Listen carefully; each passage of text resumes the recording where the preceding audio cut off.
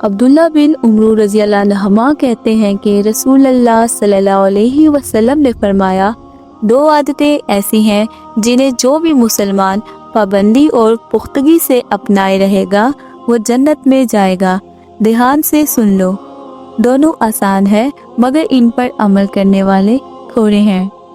ہر نماز کے بعد 10 بار اللہ کی تسبیح کرے، سبحان اللہ کہے، 10 بار حمد بیان کرے، الحمدللہ کہے، اور 10 بار اللہ کی بڑائی بیان کرے، اللہ اکبر کہے۔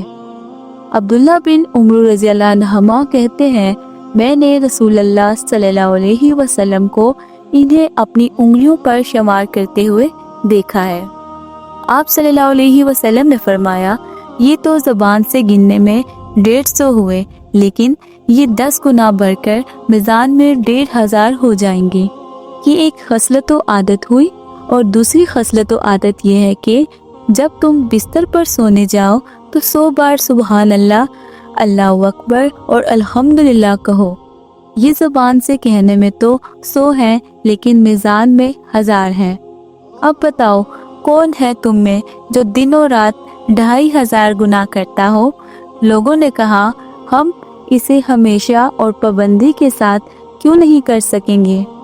آپ صلی اللہ علیہ وسلم نے فرمایا، اس وجہ سے کہ تم میں سے کوئی نماز پڑھ رہا ہوتا ہے، شیطان اس کے پاس آتا ہے اور اس سے کہتا ہے، فلاں بات کو یاد کرو، فلاں چیز کو سوچ لو، یہاں تک کہ وہ اس کی توجہ اصل کام سے ہٹا دیتا ہے تاکہ وہ اسے نہ کر سکے۔ ایسے ہی آدمی اپنے بستر پر ہوتا ہے اور شیطان آ کر اسے تھپکیاں دے کر سلاتا رہتا ہے، یہاں تک کہ وہ بغیر تسبیحات پڑھے سو جاتا ہے۔ اگر آپ بھی چاہتے ہیں کہ ہر روز آپ کو ایسی مفید اور سچی اسلامی تعلیمات ملے جو آپ کی دنیا اور آخرت کے لیے فائدہ مند ہوں، تو ہمارے چینل کو ابھی سبسکرائب کریں۔ جزاک اللہ۔